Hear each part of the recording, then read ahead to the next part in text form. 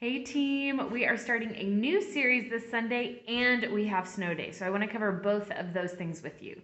So snow day is what we're going to talk about first. It is one of our biggest events of the year. And even though this year looks different, it's still a pretty big day. Instead of just following along with your curriculum, you will have a schedule in your room of when you need to do each thing and what each thing is. So I'm in first grade green right now, and first grade green schedule is that the lesson is first for the first 15 minutes, and then there's memory verse.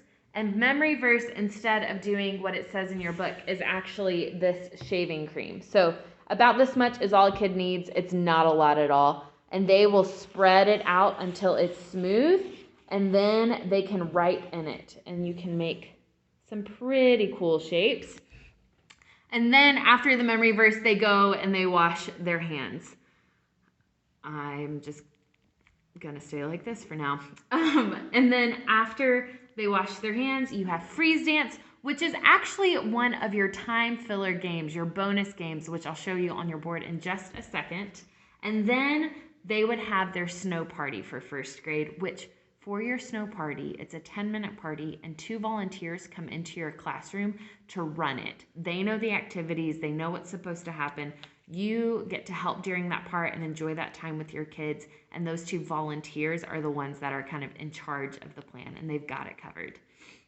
And then after your snow party, as first grade, you would have your snack time. Our snack time is freezer pops, which is great because they're in plastic, so if their hands still taste a little bit like shaving cream, it's not a big deal. You have scissors in your white baby drawers at the top of your shelf, adult size scissors, which is what I recommend opening all those freezer pops with. And then after that, the last 10 minutes is Christmas charades. And you have your Christmas charades already written for you in a bag right there. So your bonus games, you will use one during snow day, and then your other one is called, so there's 2. Ice Statue is the first one, and Ice Statue is where kids move around different ways. You can say walk like a monkey, or use big steps, or tiptoe. And then you say make a statue of a whatever, a tree, a snowman, an acrobat, an Olympian, whatever you want. And they have to freeze like that statue. And then sometimes I like to pick a winner and let that winner go next to pick the next statue while kids are walking around. But if you're playing with a younger class, just have them move again. Say, great job, now move like a giant or a salamander, whatever you want. The other game is called Penguin Dance. It's like freeze dance. The difference is that instead of freezing when the music is off, everyone has to silently walk around like a penguin. I think this is so funny. And the goal is for them to not laugh. So if they laugh, they're out, or maybe they just sit down for that round and you see who can go without laughing the longest. And you turn the music back on and everybody just has free dance until you pause it and then you penguin walk. I hope it's as funny as I think it is. I would love to come into your rooms sometime during this series and play it. This series is only 4 weeks long in Bible study. We have 3 weeks together, 1 week off for Christmas, and then 1 more week together. So our emphasis for this series is pretty simple.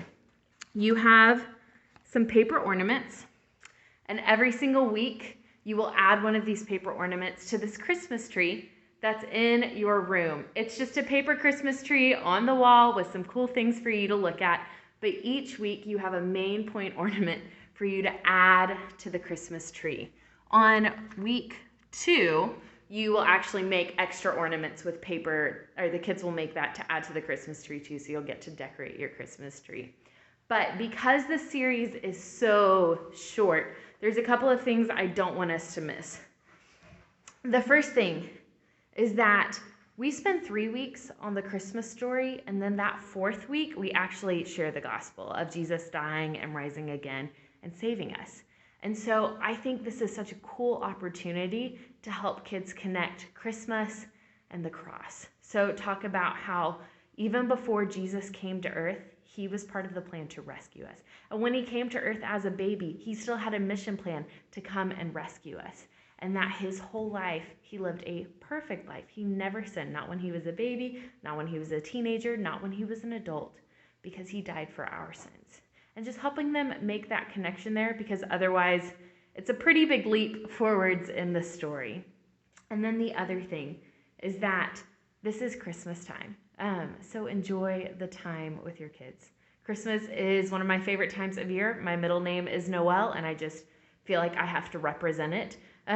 But in your activities in class, you'll notice that there are some more crafts or some more simple activities, and make the most of that time. Hang out with your kids. I see y'all do such a good job of that every single Sunday. I come into rooms and I see you sitting with your kids, and I love that. So really take that opportunity this series too. I'll see you Sunday.